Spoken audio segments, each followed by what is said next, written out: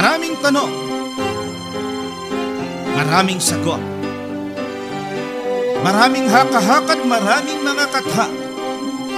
Nagsasalimbbayang mga paliwanag, gaya ng hangin ng aral na nagdadala sa tao sa magkabi-kabilang paniniwala. Ngunit, isa lamang ang dapat matanghal: ang sagot ng Biblia.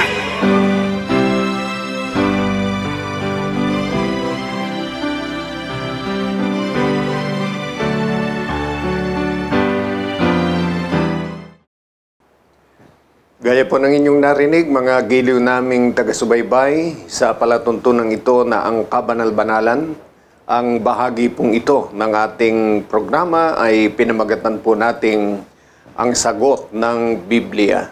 Welcome po mga kaibigan at mga giliw naming mga taga-subaybay dito po sa ating segment na pinamagatan ang sagot ng Biblia. Sa panahon ito ng maraming biyaherong mga kababayan natin, mga kapatid po natin, nasa lansangan, baka ho kayo nagagawi dito ho sa ating palatuntunan, baka ho may data kayo at nakasusubaybay sa internet. Hanapin nyo po, subaybayan nyo po ang programa ito ng Kabanal-Banalang Iglesia, ang sagot ng Biblia. At ito'y ipinag-aanyaya din natin sa iba't ibang platform.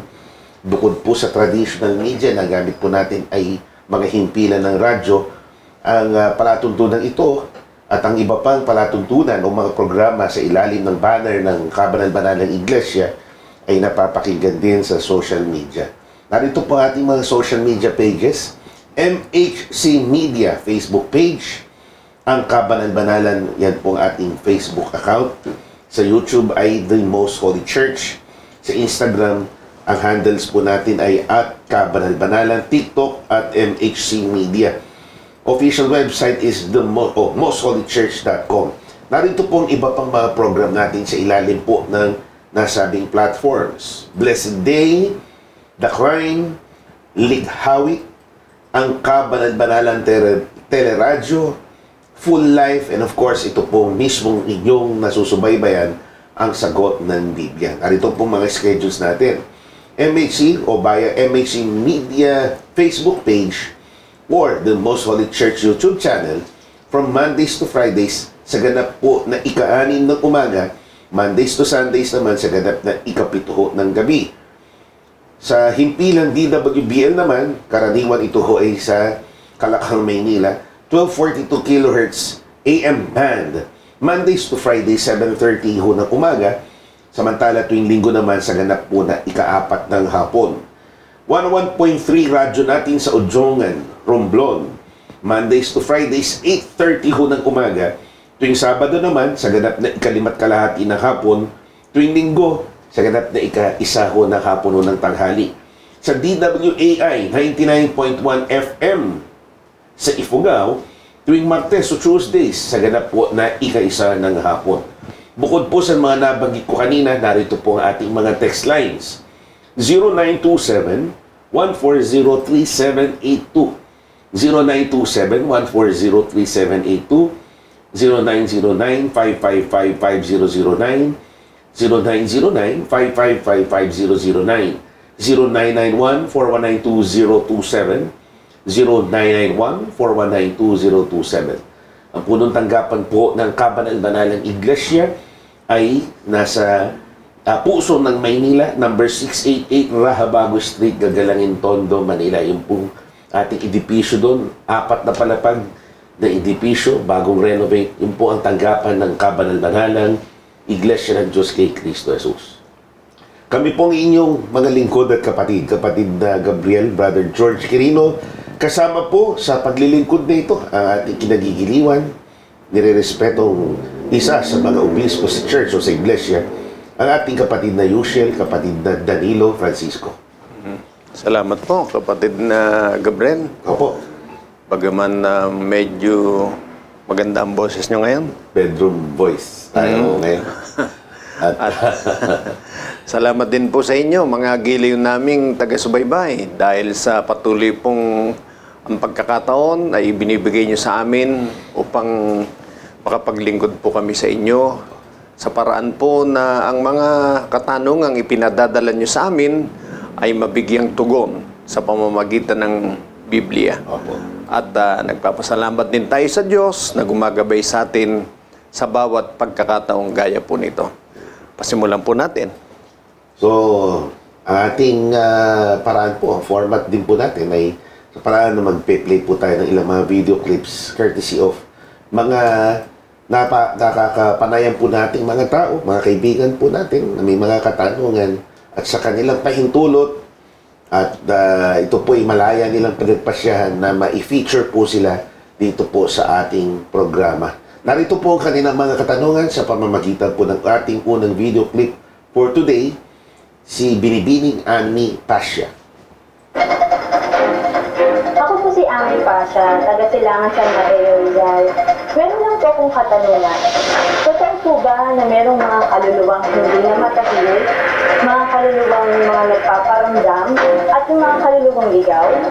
Nababasa po ba ito sa Biblia? Si Binibining Ami ay, it appears, ay alagad ng batas. Pulis po yata si sister. Magandang katanungan dahil napapanahon. Ito kung panahon nito ay tinatawag na Halloween season. Na kung saan, tuwing 31 ng Oktubre, merong Halloween, then kinabukasan ang tawag All Saints Day na siyang para sa mga Pilipino, komemorasyon sa mga nangamatay, although ang pangalan ay All Saints Day. Yung mga banal. Opo. Sa wikang Kastila, Dia de Todos los Santos. Yun, doon galing yun Todos los Santos. Day of All the Saints. Tapos sa Ados, yun naman po yung araw o All Souls Day. Opo. So may kinalaman po, kapatid na Yoshel. At yun nga, yung ipinagdiriwang na okasyon ngayon, ang pinagbuhatan, laging nabubuhay ang mga tanong na yan at paniniwala na may kaluluwang di matahimik, nagpaparamdam, na ligaw. Gaya ng sa huling bahagi ng kanyang tanong, mababasa po ba yan sa Biblia? Tuwid po naming sasabihin, hindi po mababasa sa Biblia ang ganyang paniniwala. Pwede rin pong sabihin, yan po ay hindi totoo ayon sa Biblia. Dahil ang nakasulat po sa Biblia ay pakinggan po ninyo. Narito po, kaibigang Ami, at para po sa kabatiran ng ating mga mahal na taga-subaybay. Ecclesiastes 9:5 hanggang 6.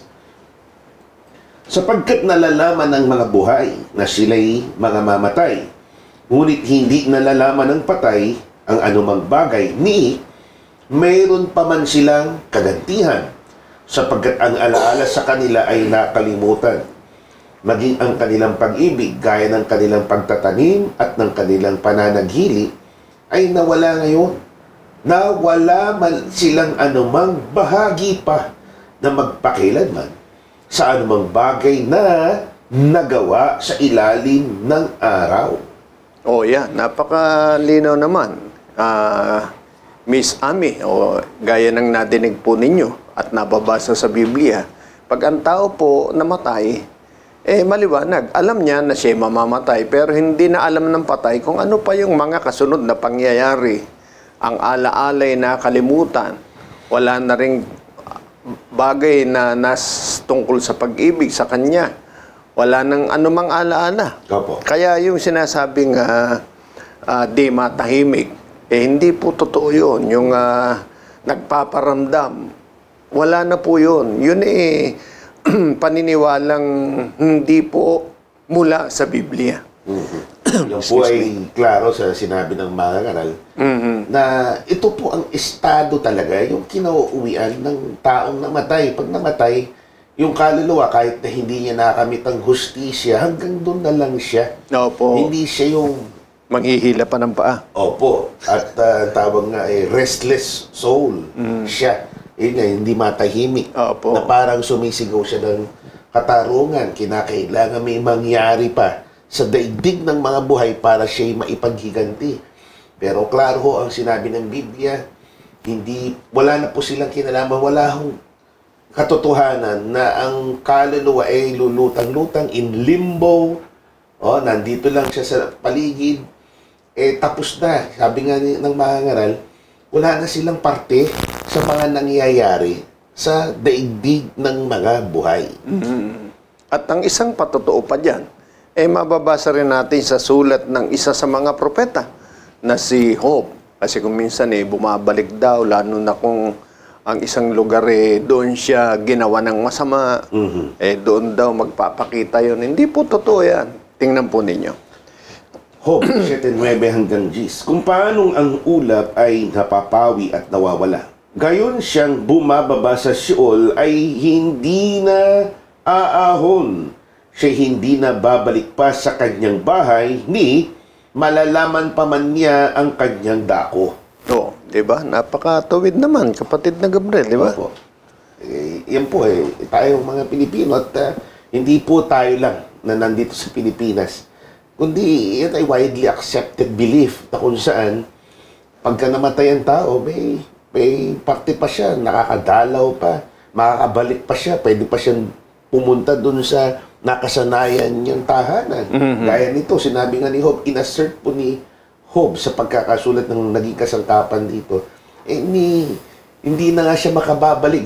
Wala nang pwedeng siyang magawa pa. Kaya nga literally, tama yung nakikita natin sa punto din, kapatid Luciel. That's resting in peace. When we say RIP, rest in peace, talagang namayapa na. Kaya ibang tawag sa namatay, namayapa na. Namayapa, wala nang pwedeng gawing siya sa mga bagay na gaya nating naiwan nila dito, naulila nila. Wala na silang kinalaman dito, kundi mga alaala na lang nila na tayo ang aware. Tayo lang ang nakakaalala tungkol sa kanila.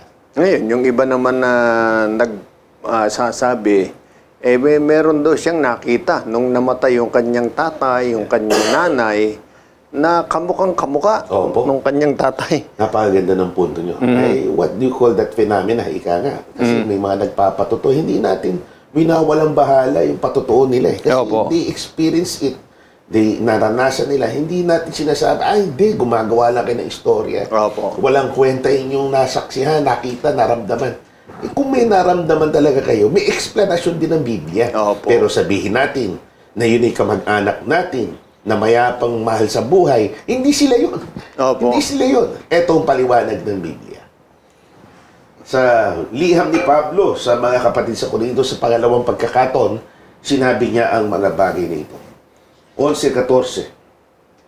At hindi katakataka sapagkat si Satanas man ay nagpapakunwaring anghel ng kaliwanagan. Napakalinaw ng nadinig po ninyo. Si Satanas, kayang-kaya po niyang gawin ang pagpapakunwari kahit mag-itsurang anghel ng kaliwanagan. Yun pang mag-itsurang namatay na tao. Lalong kaya po niyang gawin yun. Kahit yung boses, ginagaya pa nga. Pero may mga, ngayon, napapanood tayo kahit sa mga kilalang mga news networks, nag-feature po sila. Hindi naman patay, pero nagpakita yung kamukhang kamukha. Ang tawag ko nila doppelganger. Yun nga yun nga yung punto dito Buhay o patay, they can replicate, they can copy, they can mimic. Kaya nilang gayahin ang itsura at tinig. Ng masamang espiritu, gaya nilang gayahin para tayo ay mabuyo, para tayo ay madisip, mapaniwala na ang kaluluwa, kasi kontra sa turo ng Biblia ang kaluluwa ay pwedeng bumalik o magmulto. Yun, uso ngayon. Kaya may Halloween, yan araw na nagpreparasyon, mga nagko-costume, may mga trick or treat dito sa gawing Metro Manila, sa Alabang, sa Makati, marami tayong nakikitang naka-costume na mga bata. Naalala ko lang na Yushel. Kasi kasama yan sa festivities ngayon. Madagdag lang natin sa ating kaibigan. Tayo ba'y nag-Halloween? Wala ho tayong Halloween din. Although, yung iba gusto mag-costume, katuwan, o di kaya yun kasama sa programa sa kanilang trabaho. Sabi ng management, magkaroon tayo ng katuwaan lang. Nakikipagkatuwaan tayo pero hindi natin sineseryoso, kaya natin ginagawa yun, dahil sa paniniwala na yung kaluluwa ay magtatampo Kailangan gawin natin ito. Magdaramdam sila. Hindi tayo dumalaw sa kanilang mga puntod. Na instead, dahil hindi nyo ako dinalaw, kami na dadalaw sa inyo. Ano po? Kaya yun mga paniniwala lamang. Pero wala po sa Biblia. At huwag tayo magtaka kung meron mang nakikita, hindi po yun ang tatay nyo. Kaya nga kuminsan, meron bang nakakita ng gayon na ang ginawa niya, niyakap niya yung tatay niya? Ay, hindi. Yung iba nga, tinatakbuhan pa yung tatay daw niya. Dahil alam niya, patay na eh. Ito, sino itong lumitaw? So, deep inside, although gusto niya, siya yung tatay na namayapa. Pero, alam niya kasi, ito aparisyong hindi tama. Nakakikilabot. So, when we encounter this, we experience this, syempre alam natin, tama ka na matakot tayo. Kasi hindi yan ang kaluluwa o mga kaluluwa ng mga namayapa nating mga mahal sa buhay. So, salamat po. Sana po ito'y nakatulong kay Binibining Ami ng San Mateo. Thank you at mabuhay kayo. Kayo po na bantay ng kapayapaan sa ating lipunan. Kayo po'y tinuturing na bayani ng bansang ito. So, keep up the good work, kaibigang Ami. Next video clip po natin. Courtesy of Mr. Carlos from Kanyugan, Barangay Kanyugan, Malolos, Bulacan. Ako po si Carlos Miguel Santos, at taga Kanyugan, City of Malolos, Bulacan. Ako po ay pumapayag na imalabas sa social media ang aking tanong. Ang tanong ko lang po ay, matatandaan po ba natin ang naging pangyayari po sa ating buhay pag napunta po tayo sa langit? Very good question na naman po, kapatid na usual. Kaugnay sa panahon. Ang sagot po natin, pagka tayo ay namatay na, bago pa man tayo mapunta sa langit, yung lahat ng mga bagay na nangyari sa atin dito sa lupa, wala na po sa ating alaala. Balikan po natin yung unang talatang binasa natin. Ecclesiastes 9:5 hanggang 6. Sapagkat nalalaman ng mga buhay na sila'y mga mamatay, ngunit hindi nalalaman ng patay ang anumang bagay, ni meron pa man silang kagantihan. Sapagkat ang alaala sa kanila ay nakalimutan, maging ang kanilang pag-ibig, gaya ng kanilang pagtatanim at ng kanilang pananaghili ay nawala. Nawala ngayon. Nawala man silang anumang bahagi pa na magpakilanman sa anumang bagay na nagawa sa ilalim ng araw. Yan. Brother Carlos, gaya ng nakasulat mismo, wala nang alaala. Kaya pagka namatay tayo, lahat ng mga bagay na naranasan natin, natandaan nating pangyayari nung tayo nabubuhay. Yung ang iba buhay pa nalilimutan na yung mga nakaraang pangyayari, di ba? Memory lapse. Di ba? Parang ikaw, kapatid na Gabriel, di ba? Meron ka nang nalilimutan ngayon. Kasama sa edad. Yan. Mga brain cells buhay pa yan. Lalo na yung namatay. Kaya talagang hindi na po matatandaan yun. Ayon sa sinasabi, ang ala-ala ay nakalimutan. At higit sa lahat na sinasabi ng Biblia, pag tayo po ay naroon na sa piling ng Diyos, lahat ng mga bagay ay iba na.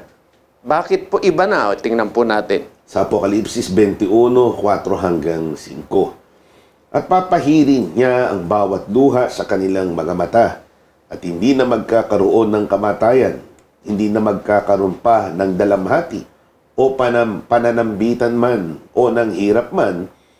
Ang mga bagay ng una ay naparam na, at yung nakaluklok sa luklukan ay nagsabi, narito, ginawa kong bago ang lahat ng mga bagay. At sinabi niya, isulat mo sapagkat ang mga salitang ito ay tapat at tunay. Yan. Ginawa ng bago ang lahat ng mga bagay. Hindi na maaari na yung dati pa ang nasa ating gunita, nasa ating alaala. Yun ang sinasabi ng Biblia. Kaya hindi rin totoo yung sinasabi ng awit na pagdating dun sa langit, may tagpuan din. Pinangahawakan na hindi man naging maayos tayo ngayon, hindi nagkatuluyan. Opo. Doon tayo magkakatuluyan. Dadalhin natin ang ating pagmamahalan doon sa langit. Although, siyempre, natatawa tayo ng konti dahil hindi siya biblical. Pero yun ho, kasi medyo poetic yung awit Opo. romantic. Nag-e-express ng damdamin ng pagmamahal. Pero in reality, kung babasahin natin sa Biblia, wala hong carry over. Opo. Pag namatay ka ngayon, yung kasunod na buhay, yung pagkabuhay na maguli, gaya ng narinig po natin, ito'y clean slate, bago lahat. Hindi to be continued. Yun. Yun. Nga pong punto na hindi carried over yung memory. Opo. Gaya ngayon, yung memory, sinasaksak lang natin. Pag kinalas, pag nilipat natin ng computer, carried over yung memory. Diba? Yan, Natatransfer. Ito hindi. Tapos na, hanggang doon na lang, end of the road, ika nga. Ang kasunod ay new chapter. Yun yung final chapter Opo. na kung saan, yung sa ibang pagkakataon pwede nating talakayin. Pero yung tanong ni taga-Kanyugan, wala. Hindi na nga. Walang alaala. Not the same relationship. Kaya nga sabi, yung lungkot niya, yung naramdaman niya before, uhaw, hindi na nga It's not the same anymore Kasama po yan, yung ating mga alaala. Opo. At ang isang halimbawa niyan, yung ipinaliwanag ng ating Panginoong Kristo Jesus nung siya po ay narito pa. Pakinggan po ninyo. Ito po. Sa Mateo 22, 24 hanggang 30, na sinasabi, Guro, sinabi ni Moises, kung mamatay na walang mga anak ang isang lalaki, ay mag-asawa ang kanyang kapatid na lalaki sa asawa niya at magkakaanak sa kanyang kapatid na lalaki. Nagkaroon nga sa amin ng 7 magkakapatid na lalaki at nag-asawa ang panganay at namatay. At sapagkat hindi siya nagkaanak ay iniwan niya ang kanyang asawa sa kanyang kapatid na lalaki. Gayon din naman ang nangyari sa pangalawa at sa pangatlo hanggang sa ika-7. At sa kahuli-hulihan nilang lahat ay namatay ang babae. Sa pagkabuhay ng maguli, sino kaya doon sa 7 ang magiging asawa? Sapagkat siya'y naging asawa nilang lahat. Ngunit sumagot si Jesus at sinabi sa kanila, nagkakamali kayo sa hindi pagkaalam ng mga kasulatan ni ng kapangyarihan man ng Diyos. Sapagkat sa pagkabuhay na maguli ay hindi na mga aasawa ni mga papag-aasawahin pa, kundi gaya ng mga anghel sa langit. Yan. Sa madaling salita, pagdating sa langit, yung mga relasyong ukol dito sa sanlibutan, ukol sa laman, wala na po yan pagdating doon sa langit. Tulad ng pag-aasawa, hindi na mag-aasawa, hindi na pag-aasawahin. Bakit? Tulad ng mga anghel na ang ating kalagayan. Wala nang katulad ngayon. Kasi pagkahalimbawa, pagdating sa langit, ang pagkakakilala pa natin sa isa't isa, pamilya, magkakaroon pa rin ng pagkakabahabahagian. Dahil siyempre, baka ang tingin niya sa pamilya niya, mas higit kaysa sa ibang pamilya dito sa sanlibutan, magiging ganun pa rin sa langit na pinagmumulan ng hindi pagkakapantay-pantay. Sa langit po ay hindi gayon ayon sa sinasabi ng Biblia. So, yun ang klaro, mga kaibigan. Lalo na kay brother na taga-Kanyugan, Carlos Santos. So, yung memories, yung kalagayan, ibang-iba na pagdating ng panahon na yon. Hindi makikilala lang ang ama na siya yung sole parent o magulang natin at lahat, the rest ng mga pinuhay na maguli para sa pangako, sila ipawang mga magkakapatid ng turingan. Oh. So, salamat po at sana'y masampalatayanan nyo ang katotohanan yan. Another question ito naman ay mga burning issues din sa ating lipunan. Si Sister Ella. At binibigyan ang kahulugan ng kasarian sa gitna ng pagbabago ng pananaw sa lipunan. So, ang issue ni Sister ay may kinalaman sa gender. Yan po ay very critical, very sensitive para sa ilang sektor ng ating lipunan. So, ang issue, lumalabas, paano ba ang pakilala, yung kahulugan, is being defined. How is the Bible, how does the Bible define gender, ika nga? Sa gitna ng sitwasyon ngayon ng lipunan na kung saan there are groups, organized groups na ngayon. Dati-rati, wala, naisusupress sila, kanya-kanyang survival, yung tinutukoy po natin, mga kaibigan po natin na nasa komunidad ng lesbians, bisexuals, LGBT, lesbians, bisexuals, gays, transgenders, and others. Ano po? So, ano kaya, kapatid na usual, ang paliwanag ng Biblia tungkol dito? Sa Biblia po kasi wala talagang ibang kasarian na ipinakikilala ang Diyos. Pinakilala ang Diyos at nananatili hanggang ngayon, kundi lalaki at babae lang. Basahin po natin. Genesis 1:27. At nilalang ng Diyos ang tao ayon sa kanilang sariling larawan. Ayon sa larawan ng Diyos, siya nilalang. Nilalang niya sila na lalaki at babae. Yan talaga ang kasarian na sinasabi ng Biblia. Lalaki at babae. Wala na pong iba. Ngayon, kung merong mga nagsasabing may iba pang kasarian, kasi yun ang kanyang nararamdaman, sarili po niyang kaisipan yun, sarili niyang kalooban. Opo. Hindi yun ang kalooban at kaisipan ng lumikha sa tao. Hindi naman po maaaring mas mahusay pa tayo o mas tama pa tayo sa Diyos na lumikha sa atin. Opo. So, yun ang absolute definition ng Biblia. Ano po? Ngayon, yung kinokontest na iba, nasa sa kanila po yun. Wala tayong magagawa kung yun ang ginigit nila. Opo. Sa kanila, hindi nga nagiging opinion. Para sa kanila, dapat talagang ipilit ito. Meron pa nga tayong napapanood, nababalitaan, na i-hold muna. Yung yung certificate, birth certificate, i-hold yung parte ng kasarian ng bata. Dahil hayaan daw ang bata na pag lumaki, saka siya magpasya kung anong kasarian niya. So, we should leave that portion blank. Ang nakalagay doon, either male or female ang boxes na chichikan. Opo. O yun ang nilalaban ng iba. Bakit parang pinilit na doon sa bata, sa bagong silang, na nilagyan na kagad siya ng kasarian. Magkaiba po kasi yung physical gender, mga kaibigan kaysa doon sa sexual preference. Ang sexual preference, yun yung may kasanayan, meron ka ng alam, adult ka na you can discern between good and evil, nakapagpapasya ka na. Yun, nung panahon na yun, pinili mo, ikaw pumili, na kahit lalaki ka, gusto mong ituring kang babae. That's your preference. Yan yung ibig mo.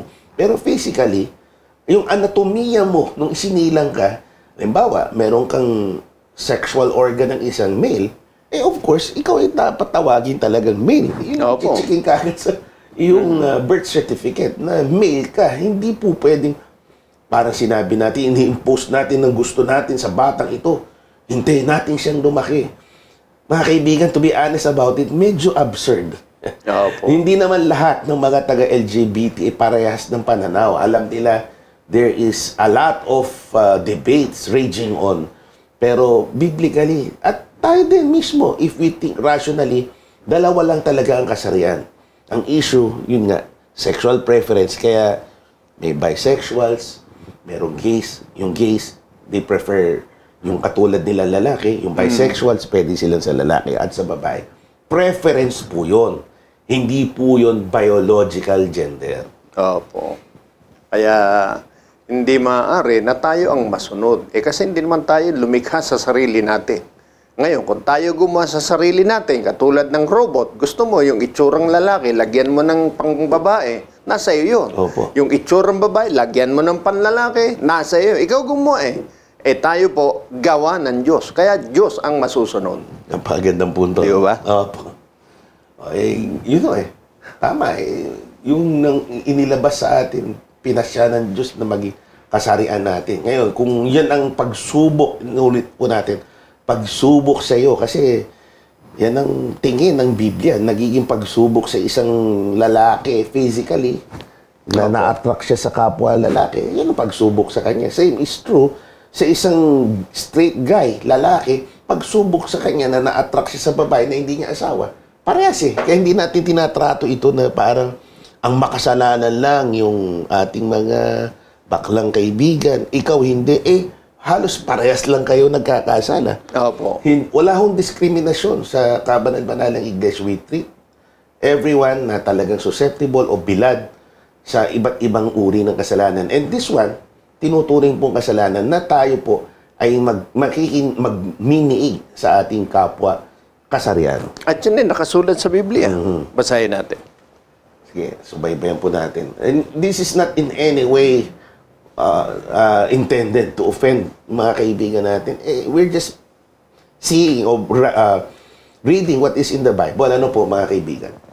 No, sa Roma, sa Tagalog Popular Version, babasahin po natin 1:26 hanggang 27. Dahil dito'y hinayaan sila ng Diyos sa mahalay na pita. Ayaw nang makipagtalik ng mga babae sa mga lalaki. Sa kapwa babae na lamang sila nakikipag-ugnayan. Ngayon, hindi nang ginagawa ng mga lalaki. Ayaw makipagtalik sa mga babae, kundi sa kapwa lalaki na rin sila na humaling. Ang ginagawa ng mga ito'y nakakahiya, kaya't hindi nila maiwasan ang parusa sa kanilang lisyang gawain. 28. Sapagkat ayaw nilang kumilala sa Diyos, niyaan sila ng Diyos sa kanilang masamang pag-iisip at sa mga ditumpak na asal. Yan. Ay napakaliwanag. Yung pagpupumilit sa kaisipan na siya'y hindi lalaki, bagaman siya'y male, doon sa kasariang kinalalagyan niya. Opo. O kaya sa pag-iisip na siya'y lalaki, bagaman siya'y babae. At yun mapatutunayang gayon siya dahil ang gusto niyang katalik, karelasyon ay kaparehong kanyang kasarian. Sabi ng Biblia, yun ay katunayan ng ayaw ng tao na kumilala sa Diyos. Bakit? Kasi ang talagang takda ng Diyos, lalaki at babae. Opo. Ang hindi po paninindigan sa ganyang kasarian na lalaki at babae ay hindi pagkilala sa Diyos. Kaya pag yan po ay dala sa atin sa pagnanasang sa kapwa kasarian, makipagtalik, kasalanan po yan sa Panginoon. Kaya hindi po natin dapat payagan, sa totoo lang po, yan nasabi na nga ng kapatid na Gabriel, pagsubok sa atin yan ng mga pangyayari sa ating buhay. Lahat ng tao may pagsubok, nagkataon. Sa gayong paraan tayo sinusubok. Meron na mga lalaki nga, kaso may asawa na, gusto. May kaulayaw pang iba. Babae, ganun din. Siya naman, ang nagkataon, babae, gusto sa kapwa babae. Kailangan po nating malampasan yan. Sa paninindigang tayo nilikha ng Diyos at may kasariang itinakda siya para sa atin. So bottom line, balikan natin si sister. There are only two genders. Opo. Sa raging nga na debate, nasa kanila yun, meron silang sariling definition. But as far as the Bible is concerned, male and female lang. Yun lang na natutokso tayo, yun yung ating weakness. Yun ang paglalabanan natin, yung actual act of sex, pakikipagtalik, doon siya nagkakasala. Nagkakasala din siguro siya kung meron siyang desires. Pero kung nilalabanan niya ito, nagtatagumpay siya. Opo. Yung sinasabi ni Apostol Pablo, na kung give in lang siya ng give in, yun, hinahayaan na siya ng Diyos. Hindi siya pinabayaan siya, abandon siya ng Diyos. Tuloy-tuloy na pinapaalalahanan ng labanan natin yan. There are a lot of cases ng ganyang mga kapatid po natin and they struggle with their sexuality. Hindi natin sila hinahatulan. Hindi natin sila kinokondena. Tinutulungan natin yan sila to overcome their impulses, yung kanilang mga desires. Same as true na nagtutulungan tayo to overcome our impulses na gumawa din ng ibang kasalanan. Opo. At naniniwala tayo na pagka pinangibabaw natin ang pagkilala pagrespeto sa Diyos na lumalang sa atin, makapagtatagumpay po tayo sa ganyang kaisipan, sa ganyang paniniwala, kahit pa dinadala tayo ng mga nadidinig natin, mga napapanood natin sa paniniwalang may panibagong kasarian bukod sa lalaki at babae. Palayan po kayo, mga kaibigan natin nasa LGBT, ano po? Opo. Kasama niyo po, kasama kayo sa aming panalangin. And we'll have a short break, mga kaibigan. Let's listen to the voice of Sister Chaste, si kapatid na Francesca Lay Asuncion from UAE, United Arab Emirates. Pakinggan po natin ang details ng kanyang awit. Good day to everyone who's been watching and supporting this program of Most Holy Church of God in Christ Jesus. This song is originated by Praise God Band. It is about those quiet moments when everything feels overwhelming, when life gets heavy, confusing, or just plain hard, and yet somehow you know you're not alone. Through it all is a reminder that God has been with us every step of the way. In seasons of joy and seasons of heartbreak, in victories we celebrated and the failures we barely made it through. He never left us. This song is my thank you to God for walking with me, for fighting with me, crying with me, and loving me, even when I didn't feel worthy at all. So as I sing this song, it is not just a song for me, but my testimony, and maybe it's yours too. He is God through it all.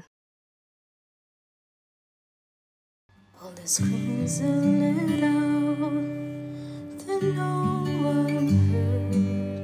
All the tears that dried out, no one knows how much I hurt. Only you who knows what I have been through. Only you who carried me through it all.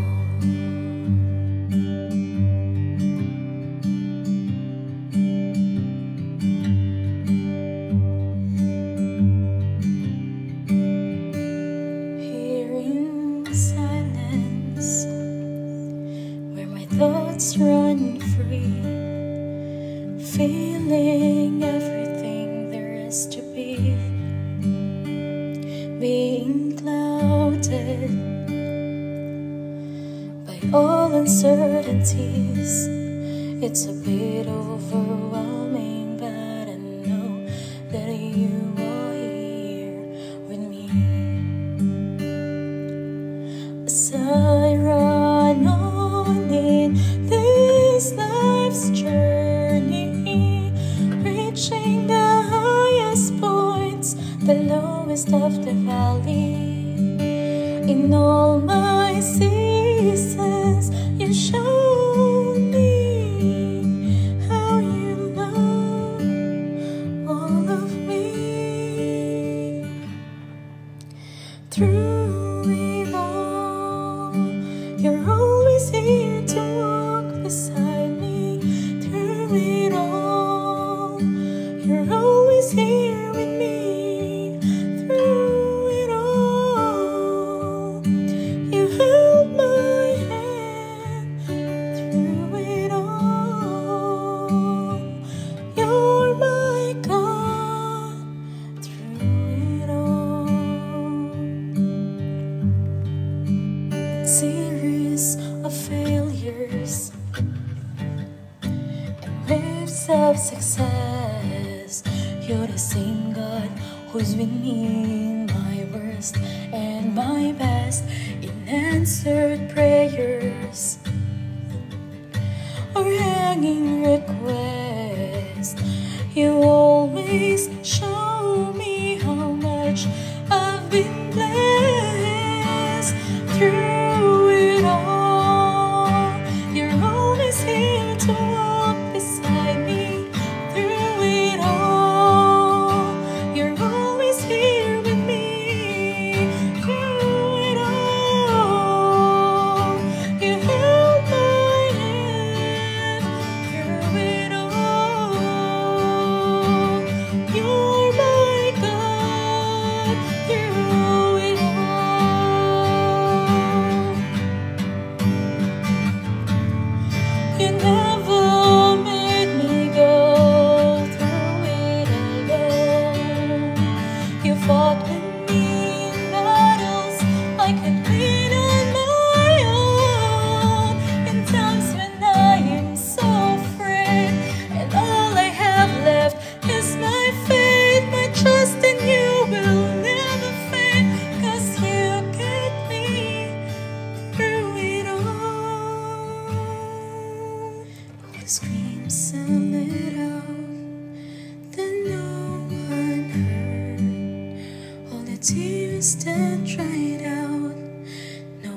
knows how much I hurt.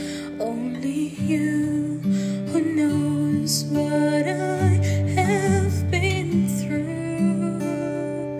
Only you who carried me through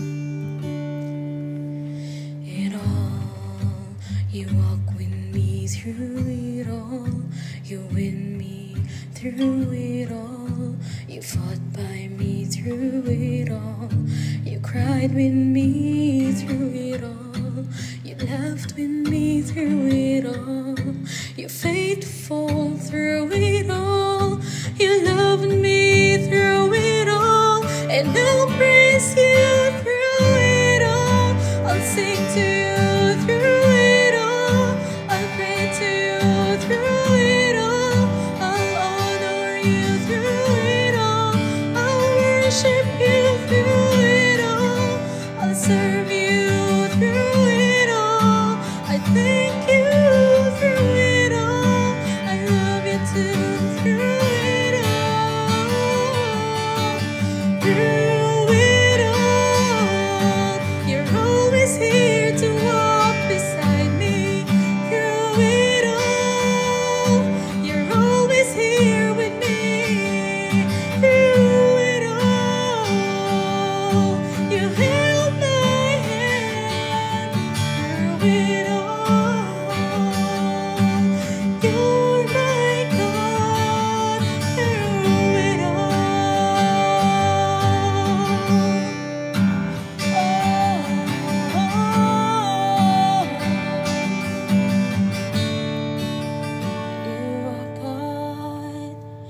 Through it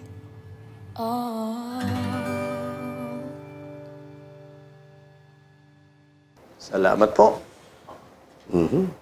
Let's go, kapatid na Yushin, with your indulgence, video clip number 4.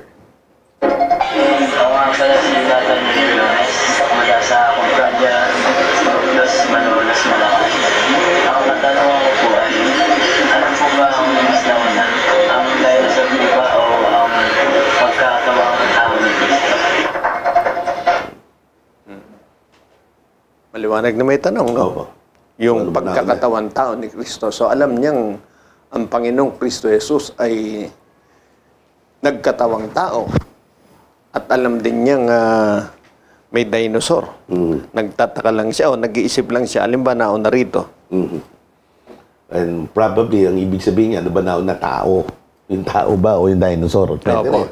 Pero definitely, dahil ang pagsisilang kay Kristo, alam natin yung timeline. Kaya nga merong panahon na tinatawag na BC, before the Christian era. Opo. Tapos yung the rest, nakapagkatapos ng pagsisilang sa kanya, Anno Domini, in Latin, year of Christ, year of the Lord.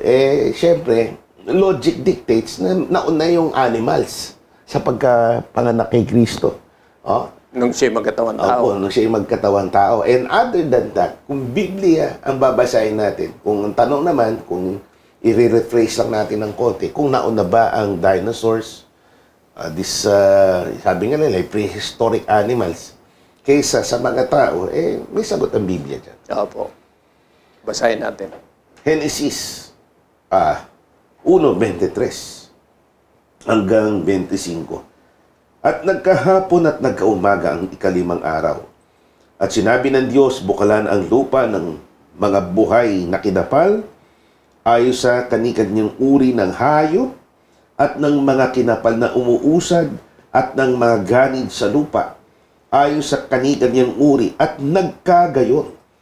25. Nilikha ng Diyos ang ganid sa lupa, ayos sa kanyang uri, at ang hayop, ayon sa kanyang uri, at ang bawat umuusad sa ibabaw ng lupa ayon sa kani-kanyang uri, at nakita ng Diyos na mabuti. O yan. So diyan makikita natin na yan ikalimang araw pa lamang ng sanlibutan nang ito'y likhain. Kasama na po sa nilikha yung mga hayop. Nung gawin po ng Panginoong Kristo Jesus ang pagkakatawan tao, malaong panahon na po ang lumipas. Kaya nauna po yan. Ngayon, Kahit po sa paglalang sa tao, kay Adam, saka kay Eva, una pa rin yan. Opo. 5th day ito itong Opo. ninyo. Ika-5 araw. On the 6th day, doon nilikha ang tao. Opo. So una, ang lahat ng uri ng hayop, and we can say, including yung dinosaurs. Kasi dinosaurs, nakikita natin, may mga fossils, may mga remains po sila, nakadikit sa bato, nakaukid sa bato. And they may have existed. Ang contentious issue lang dyan yung kung ilang taon na ang lumilipas. Opo. Dahil sa siyensya, million, biblically, 1,000 years pa lang. Opo. So, let's leave it at that. Pero, ang sinasabi, kung sino nauna, nauna ang nilikha ng Diyos ang mga hayop. Bagaman yung salitang dinosaurs, hindi natin mababasa Opo. sa Biblia.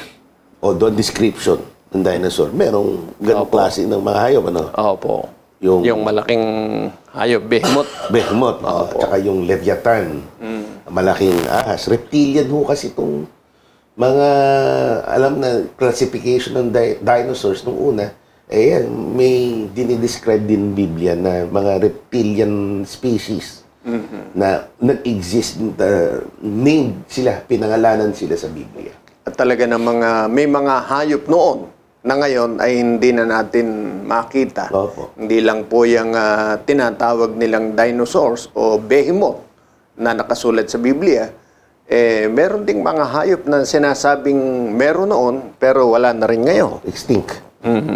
Naman talaga, may mga nangyayari ganyan. Kahit nga dito sa Pilipinas, wag na tayong lumayo, may mga endangered species po tayo na nearly extinction. Once na namatay, wala nang kasunod.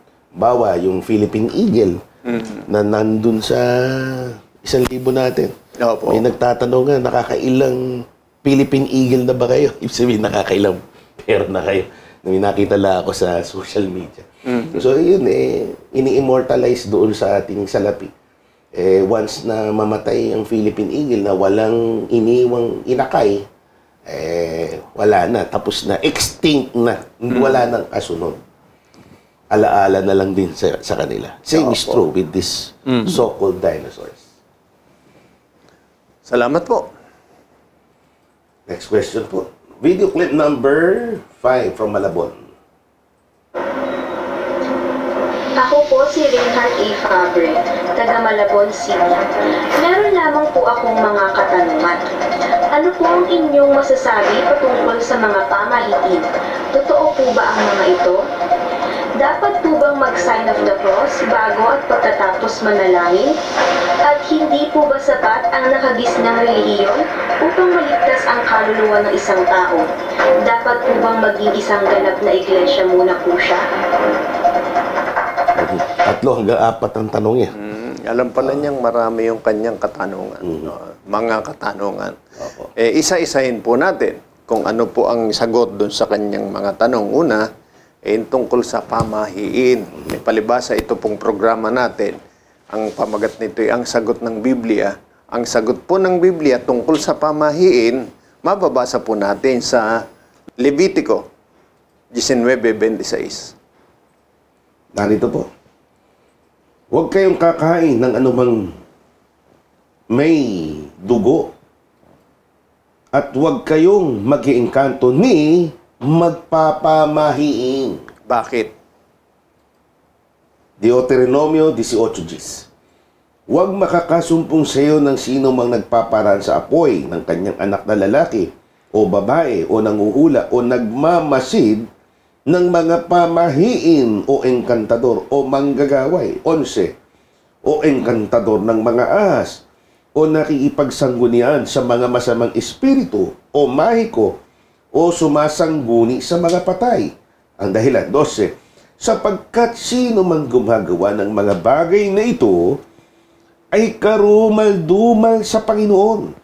At dahil sa mga karumal-dumal na ito ay pinalalayas sila ng Panginoon mong Diyos sa harap mo. Yan. Hindi po sinasang-ayunan ng Biblia ang pamahiin na alam naman natin na kahit dito sa ating bansa, meron yan. Marami din sa ibang mga bansa. Yan po ay karumal-dumal sa ating Panginoon. Labag po yan sa kalooban ng Diyos. Kaya kung ang tanong ninyo ay tungkol diyan sa pamahiin, kung yan po ay ano ang masasabi ng Biblia, karumal-dumal sa Panginoon. Ayaw po ng Diyos yan. So, alam naman natin ibig sabihin ng pamahiin, ano? Magbigay ka nga ng sample niya, kapatid na Gabriel. Bawa, malas daw yung nagmamaneho ka, may biglang tumawid na pusang itim. Pusang itim. Isa napapasigaw pa, ay, pusang itim. Mamalasing ka raw, wag mo na ituloy. Ako, ilang beses na akong nagbibisikleta, tumatawid yung pusa sa harap ko, hindi naman ako nadidisgrasya. Nung bata ako, kahit walang na-encuentrong pusa, nadidisgrasya ako, nasisemplang. Pero sabihin ni agad-agad merong karugtong na malas, hindi po. Yung pagpapamahiin din, halimbawa, feng shui, yung inaayos mo yung furnitures mo, yung kayusan ng iyong tahanan para makahigop ng swerte. Yung paglalagay ng yung pusang gumagano. Kumakaway. Kinakaway yung swerte. O di kaya, yung malapit na pagdiriwang ng bagong taon, nagpapaputok para palayasin ang masasamang espiritu. Bawal niya magwalis sa gabi, pamahiin yun. Magtatalong ka para tumangkat. Iba, marami beses na tumatalon, hindi naman tumatangkat. Kasi nga, ang superstition is based on an irrational belief or practice, not based on science. Walang scientific basis. At ito ay batay lang sa paniniwala. Opinion na naging paniniwala at batay din sa swerte. Kapatid na Yushet. So, kung tungkol dyan, tinatawag natin Biblia, hindi po yan sinasang-ayunan ng Biblia. Dinidiscourage po ang mga mananampalataya tungkol dyan. Opo. Yung kasunod na tanong, yung sign of the cross, na paano ba yung sign of the cross na yung tinatrack po yan, nagsisimula sa pagdidiin ng 2 daliri o 3 sa noo, then ibababa sa bandang belly, tapos sa shoulders sa kaliwa, then sa kanan, then magdadaop ang mga kamay upang gumikha ng cross. Yun yung sign of the cross sa mga kaibigan nating Catholics. So as far as the Bible is concerned, tama, kaya we can do we have that practice, kapatid na Yoshe? Sa Biblia po, walang nakasulat na gawin po yan. At dahil wala pong nakasulat sa Biblia na yan ay dapat nating gawin, ang paliwanag po ni Apostol Pablo ay pakinggan po ninyo. Narito sa 1 Korinto 4 at 6. Ang mga bagay ng ito, mga kapatid, ay inanyo ko sa halimbawa sa aking sarili kay Apolos, dahil sa inyo, upang sa amin ay mga tuto kayo na huwag magsihigit sa mga bagay na nangasusulat, upang ang sino man sa inyo ay huwag magpalalo ang isa laban sa iba. Yan. Napakaliwanag po. Huwag tayong hihigit sa nasusulat. Ano ba nakasulat? Hindi naman po nakasulat sa Biblia na kailangan nating mag-antanda. Opo. Kundi yun po ay mga sabi-sabi o mga paniniwala na dinala po sa atin ng mga dumating dito sa Pilipinas. Kaya yan po ay wala sa Biblia. At dahil wala po sa Biblia, ang bilin po sa atin, huwag tayong hihigit sa nasusulat. Kaya hindi po iniuutos ng Diyos yan. Sa makatwid, yan po'y gawa na hindi utos ng Panginoon. Kung yan ay gawa na hindi utos ng Panginoon, wala pong kabuluhan yan. Gaya ng sinabi ni Apostol Pablo sa Colosas, sa mga kapatid sa Colosas. 2:23, ang bagong ang Biblia. Ang mga bagay nito ay merong anyo ng karunungan sa pagsambang ayon sa sariling kagustuhan, sa pagpapababa at sa pagpapahirap sa katawan. Ngunit wala silang kabuluhan laban sa kalayuan ng laman. Yan. Parang yung pagpipinitensya, pagpapako sa krus, sa paniniwala ng iba, maganda yon. Pero sabi ng Biblia, ganun din yun, hindi niutos ng Diyos yun. Pero ginagawa ng tao. Yun ay pagsamba na ayon sa pagkaintindi ng tao, pero walang kabuluhan sa harap ng Diyos. Kaya hindi po iniuutos ng Diyos yan.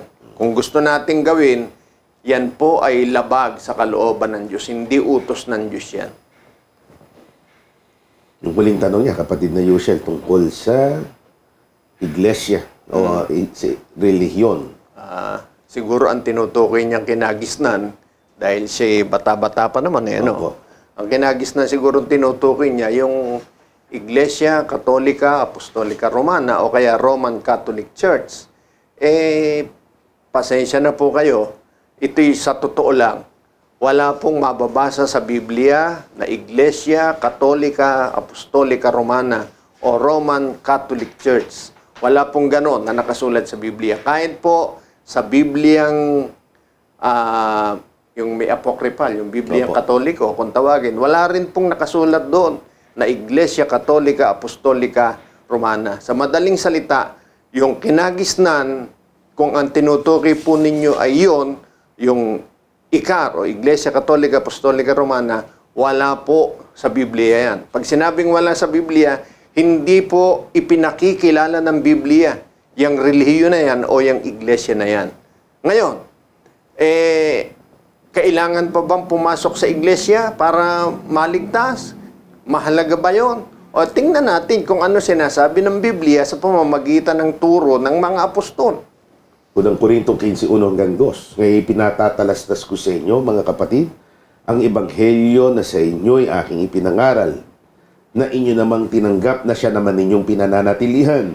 Sa pamamagitan naman nito ay ligtas kayo kung matyagan niyong iingatan ng salitang ipinangaral ko sa inyo, maliban na kung kayo magsipanampalataya ng walang kabuluhan. O yan. Merong tinutukoy si Apostol Pablo. Sa pamamagitan nito, ligtas kayo. Kung ano? Kung iingatan nyo yung ipinangaral ni Apostol Pablo. Kaya si Apostol Pablo po bilang lingkod ng Diyos, tagapagturo ng katwiran, meron talagang ipinangaral. Yun ang dapat nating pagsamasamahan, yun ang dapat nating tanggapin. Yun ang sinabi ni Apostol Pablo, sa pamamagitan nito, ligtas kayo. Ano ba yung ipinangaral ni Apostol Pablo? Na sa pamamagitan niyaon ay makakamit natin ang kaligtasan. O basahin po natin. Galatia 1:22 hanggang 23.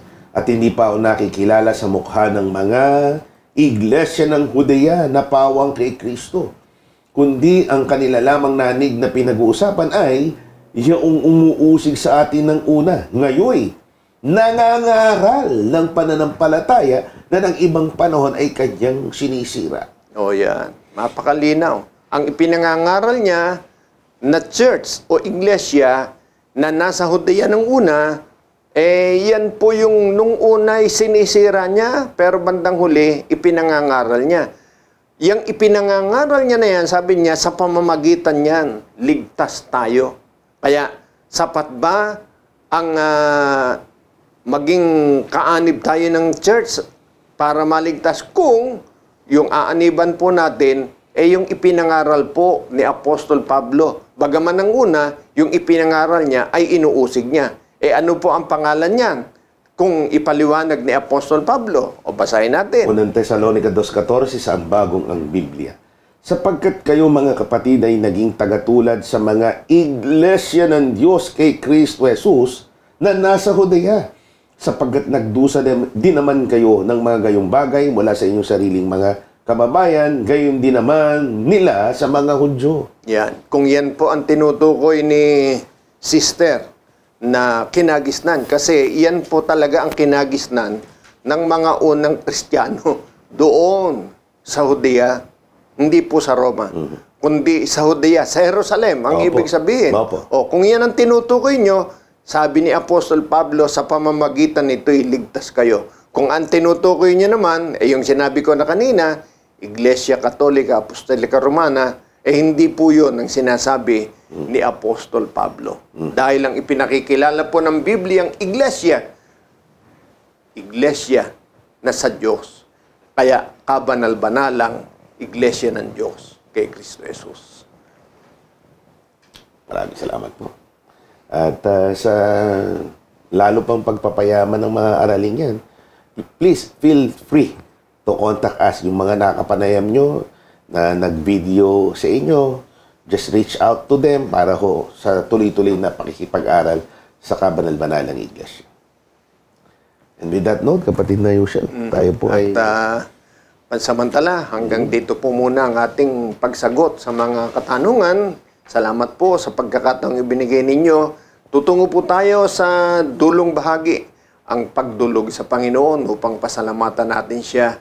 Kalakip ang paghiling para po sa ating mga kapatid, maging sa inyo na mga taga-subaybay para gabayan tayo ng Diyos at ipagkaloob ang ating mga kahilingan. Sa pagkakataong ito ay sa pangunguna po ng aking kasama sa pagdilingkod sa inyo, ang isa sa mga elder sa Kabanal-Banalang Iglesia, kapatid na George Quirino, kapatid na Gabriel. Aba, Panginoon namin Diyos. Aming Diyos. Unay, nagpapasalamat kami sa pagkakataong ito na binigay mo sa amin muli na maipahayag ang iyong mga aralin, ang iyong kalooban sa pamamagitan ng platform na ito, social media at ng traditional media. Pagpalain mo sana ang mga nakinabang, nakapakinig, nakasubaybay ng ating palatuntunan. Loobin mo na sumibol sa kanilang puso ang mga kalamang ito, lumika ito. Magbunga ito ng pananampalataya sa kanila. Tanapin kanila sa tunay mong kaharian sa makatwid ay sa iyong kabanal-banalang iglesia. Amen. Lalahanin mo ang mga kaibigan namin, mga mahal naming mga taga-subaybay na mihiling din ang panalangin ukol sa kanilang mga kalusugan. Ano man ang kanilang mga sitwasyon o maging ang kanilang mga suliranin sa buhay na ito. Ikaw ang tinatakbuhan namin ng aming mga alalahanin. Loobin mo sana na ipagkaloob sa amin ang kagalingan sa aming mga karamdaman, ang kapayapaan sa aming mga kalooban sa gitna ng maraming kaguluhang nangyayari sa mundong ito. Alibin mo kami ng banal mong espiritu sa makatwidayang iyong katwiran.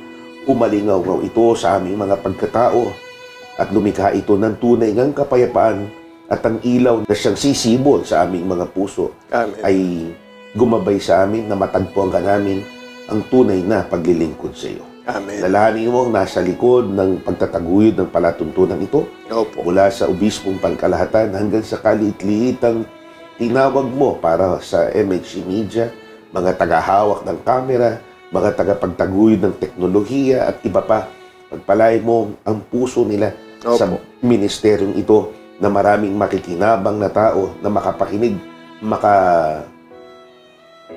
makapanayam ng iyong kabanal-banalang iglesia sa ministeryo ng pagliligtas na ito. Amen. Ang lahat ng ito'y aming dalangin at ipinagpapasalamat sa ngalan ng Kristo Jesus na aming tagapagligtas. Amen. Maraming salamat po sa inyong pakikinig at panonood. Naimbitahan po namin kayo till our next episode. Kami po ang inyong mga lingkod at kapatid na Gabriel. At kapatid na Yusia. Ang panalangin po naming magkakapatid sa kabanal-banalang iglesia ng Diyos kay Kristo Jesus ay kapwa nawa tayo bantayan ng Panginoon sa ating paghiwalay. Peace.